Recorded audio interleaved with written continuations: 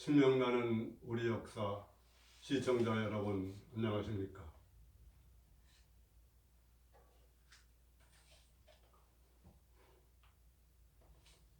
밝은 해인 밝게 정신으로 밝게 문명을 이끄는 신선도로서 홍익인간 광화생애를 신명 개벽하는 신명나는 우리 역사 제39회는 단군조선시대 천문 현상들입니다. 단군조선시대는 우리가 생각해 볼 때 상당히 오랜 시간이 흘러서 거기에 무슨 그 천문 현상을 어떻게 그걸 알 수 있겠느냐 그렇게 생각하는 분들이 있을 수 있지만 단군조선 초기에 천문대를 설치하고 그것을 관장하는 감성관이 있었고, 그리고 그 후에 환단고기의 그러한 단군색이나 대야벌의 단기고사를 보면은 단군조선 시대에 10차례의 일식, 한 번의 오성취루 현상, 한 번의 그 조석 간만의 차이로 해일에 따라 싹 나간 거, 또 지진, 월식 이런 여러 가지 사항이 18개가 기록이 되어 있습니다. 특히 오성취루 현상은 현대의 이 과학자들이 그것을 실증해 nem으로써 과학적인 증거로 지금 일부 4대 식민사학자들이 사료로서 가치를 보장하는 환단고기가 사료로서 확실히 가치가 있으며 국보와 같은 사료적 가치가 있다는 것을 입증을 했습니다. 그것을 한번 살펴보도록 이렇게 하겠습니다. 단군조선 10세 노을 단군 때인데 하늘가람에서 신령스러운 거북이 그림을 짊어지고 나왔는데 윷판과 같았고 발의 연안에서 금덩이 석섬이 나왔으며 노을 단군 35년에 천문대를 쌓고 그러니까 첨성대와 같은 천문대를 쌓아서 천문을 관측하기 시작했고 그때의 감독관인 감성관을 두어가지고 계속해서 천문을 그렇게 하도록 했습니다. 그리고 일식 관측이 처음에 된 것은 제2대 부르단군이 돌아가신 해에 있었기 때문에 그때의 일식을 관찰한 걸 보면은 초기에 단군조선의 첫 수도의 위치를 알 수 있습니다. 그리고 13대 흘달 단군은 16년에 주연을 청하여 군직 제도를 세웠는데 흘달 단군 50년인 BC 서기전 1733년에는 오성취루라고 5개의 별을 일러서는 장관이 연출되었습니다. 오성취루라는 것은 그 하늘의 중요한 별을 28수, 28개의 별로 이렇게 설명하는데 각항저방, 신미기, 그 다음에 두여허, 위실벽, 규루, 위묘, 필자상 그 누성을 중심으로 해가지고 5개의 별 수성, 금성, 지구, 목성, 토성 거기에 초생달까지 이렇게 일렬로 서는 그런 우주의 위대한 쇼가 연출된 건데 그것이 현대에 와서 서울대학교 천문학과 교수였던 박창범 교수와 나대일 교수가 자연과학적 천문학적인 방법으로 그것을 확인해 가지고 증명을 해냈습니다. 그래서 쓴 논문이 단군조선시대 천문현상의 과학적 검증입니다. 그래서 여러 가지를 얘기해서 환단고기의 그런 사료적 가치를 부인하는 일제 식민사학자들, 4대 식민사학자들도 그것에 대해서는 입을 뻥끗조차 할 수가 없습니다. 과학적으로 객관적으로 입증이 됐으니까요.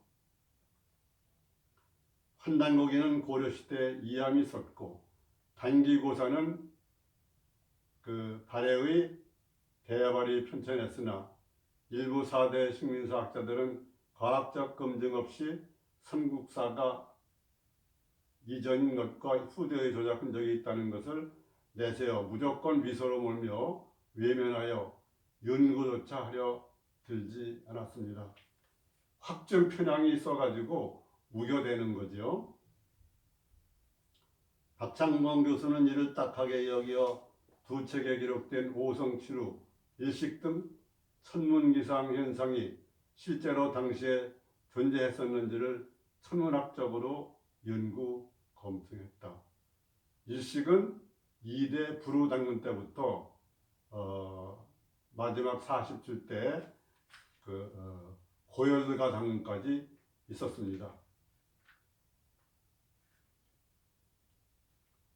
박창범 교수는 그러한 연구와 실험을 한 결과 실제로 서기전 1734년 7월 13일 일몰 직후 금성, 목성, 수성, 화성 그리고 추가로 조승달까지 일렬지어 하늘에 나타나는 장관이 연출됐음을 확인하였습니다.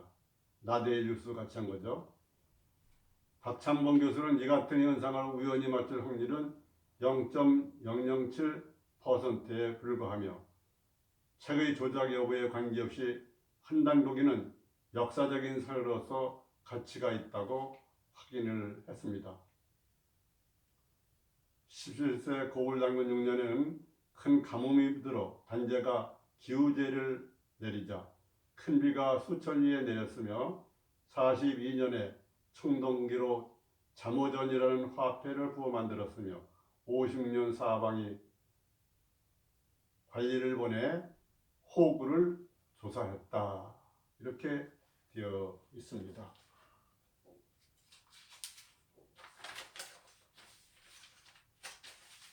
그래서 그러한 오성치루 현상이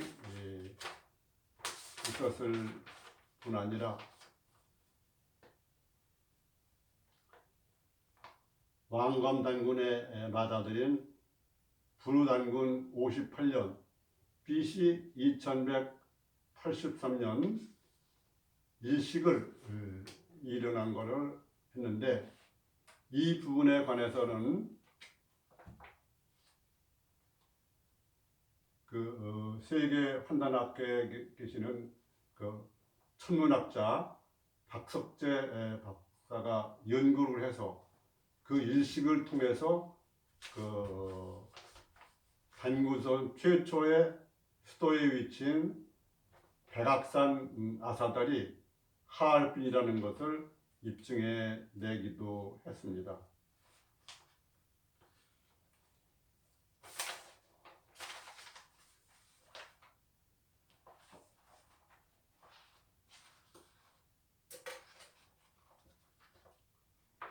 박석재 박사는 천문학자고 한국천문연구원 원장을 지냈고 지금은 자주국사 광복을 위해서 환단곡이나 단기고사 이런 것이 사료로서 가치가 있음과 함께 자주국사 광복운동에 앞장서는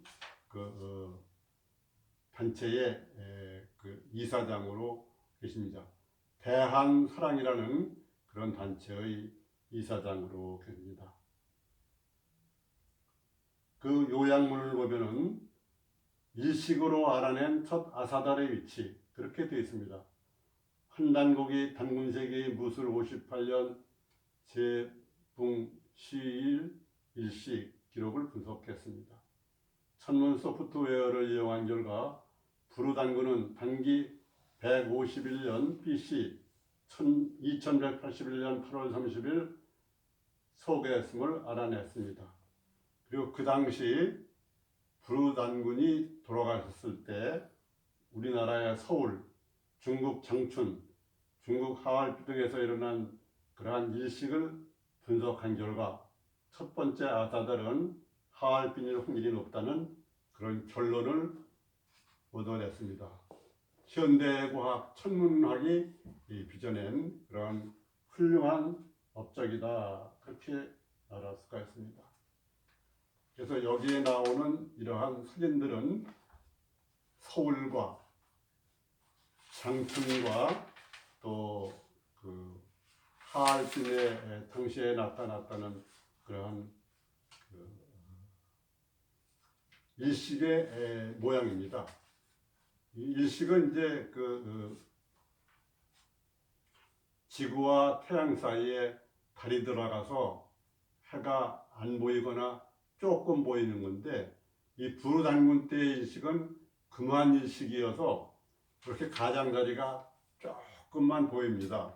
그래서 이것 때는 이러한 천문대가 아니어도 육안으로도 볼 수 있었을 것이다, 그렇게 합니다.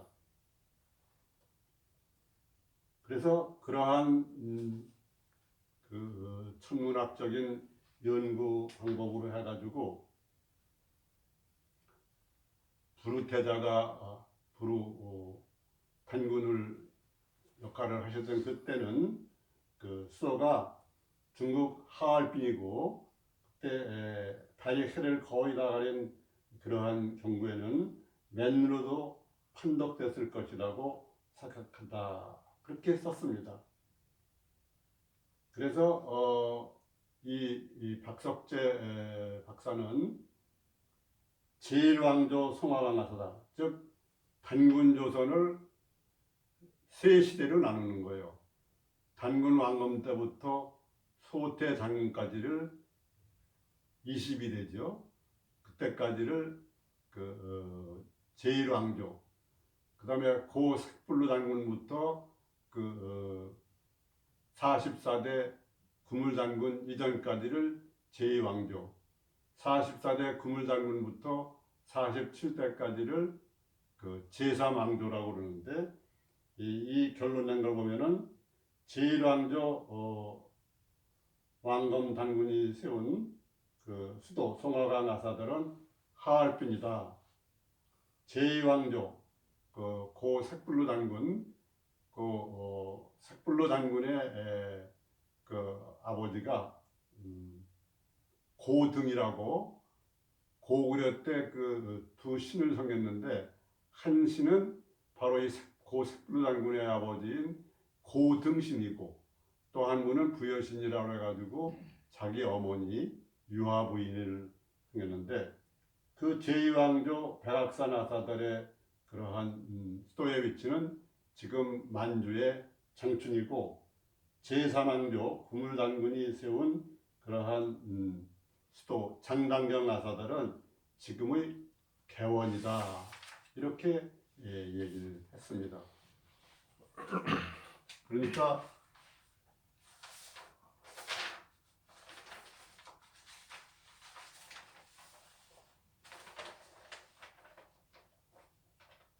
수많은 역사적인 순환으로 인해서 우리의 사료가 많이 없어지고, 또 주변의 중국이나 일본이나 주변 강국에 의해서 우리의 사료가 많이 없어지고, 또 국내에 그런 사대주의 사학자들이 없애버리고, 그런 역사를 우리가 탐구해서 찾아내야 되는데, 거기에는 이런 행천 이암 선생이라든지, 또는 이맥 선생이라든지, 이의립 선생이라든지, 계현수 선생이라든지, 이런 분들, 특히 고성리 씨가 가문의 운명을 가지고 지키면서 환단고기를 지켜왔다는 사실을 우리는 잊어서는 안 됩니다. 그래서 이런 박창범 나대일 교수나 박석재 교수님이 얘기를 해서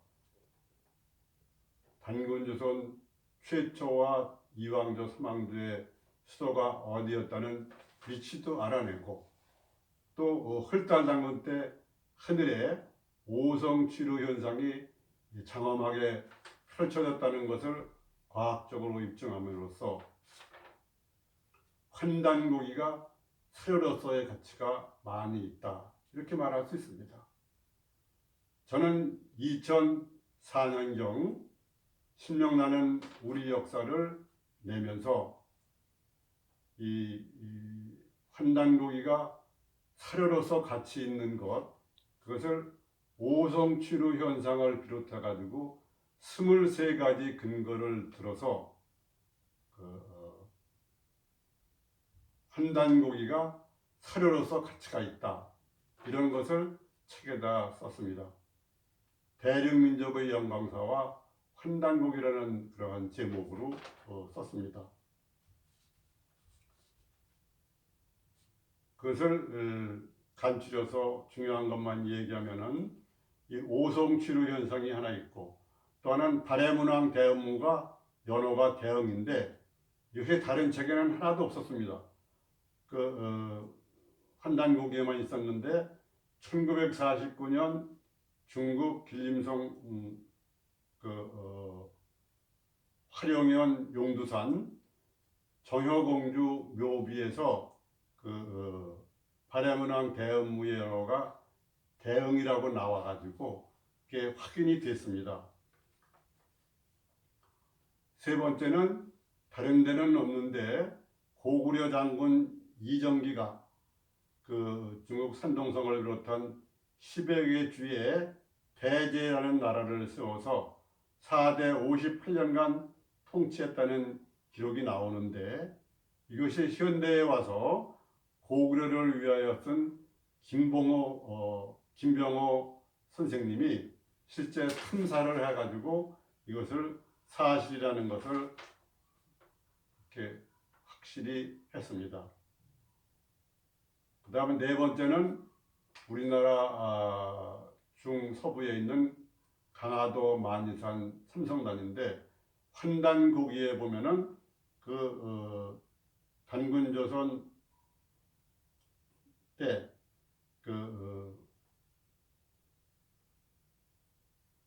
왕자들 3명을 보내가지고 3년간 쌓아가지고 918계단 위에 첨성단을 설치했으며, 그 후에 여러 제왕들은 첨성단에 가서 쭉 제사를 지내왔다. 이것은 나중에 4대 식민사학의 태도라는 이병도 박사도 죽기 전에 조선일보 일면 톱기사에 그렇게 제사를 지내왔다는 것을 쭉 썼습니다. 그 다음에 평양에 가면은 강동군에 대박산이 있습니다. 대박산에는 단군릉이라고 그러는 능이 있습니다. 이것에 관해서 여러 가지 탄소 측정 장치의 문제점과 또 역사관의 경직성, 이런 걸로 문제가 있지만, 환단고기에는 구울 단군이 강동지방 순회하다가 대박산에서 돌아가셨다는 글이 있기 때문에 전에 제가 얘기한 것처럼 그러한 구울 단군릉이라고 추정을 하고, 그것도 환단고기가 사료로서 가치 있는 하나의 원인이 된다. 또 고구려 본기에 환단고기 중에 있죠. 장수왕 연호가 근음이라고 나왔는데 다른 데는 그게 없는데, 1915년 충주의 불상 광배명에 그러한 장수왕의 연호가 근음이라는 내용이 나옵니다.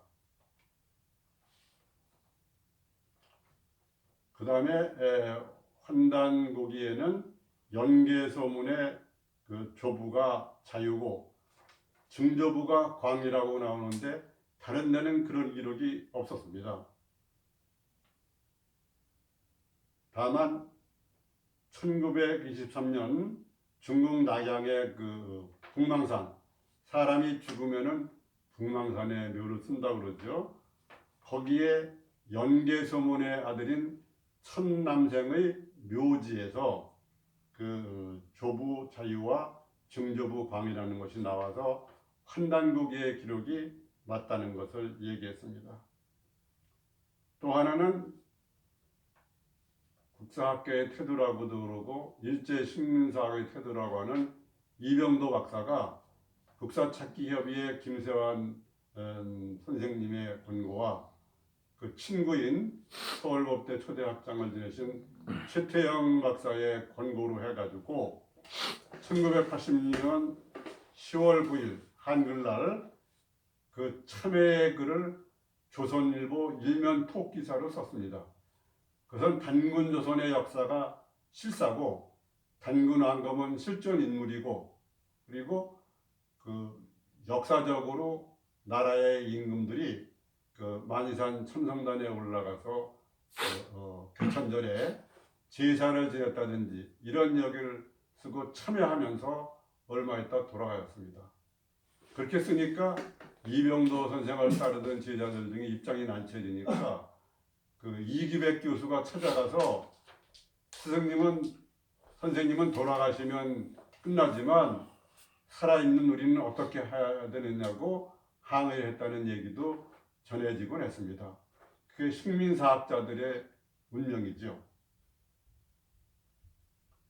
그 다음에 환단고기가 그 위서라든지 이 환단고기를 살으로 믿는 사람들을 유사사학자로 비난하고 그러한 4대 일제 식민사학자들은 환단고기가 위서라고 하면서 육하원칙에 의해서 이게 어째서 위서라든지 이런 걸 하나도 쓴 사람이 없습니다.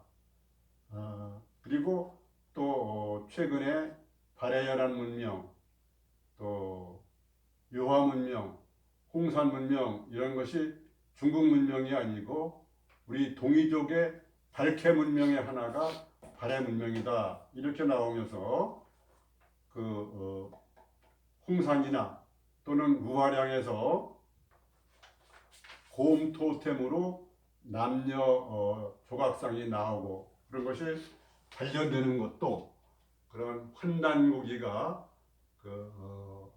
사료로서 가치가 있고 국보급 가치가 있다는 것을 증명하는 하나의 그러한 증거다 이렇게 말할 수 있습니다. 희명나는 우리 역사 시청자 여러분, 오늘은 제39회 단군조선 시대 천문 현상들을 통해서 환단고기가 역사적인 사료로서 가치가 있고 우리 민족이 단군조선 때부터 천문학이 발달됐었다는 것을 말씀드렸습니다. 시청자 여러분 감사합니다.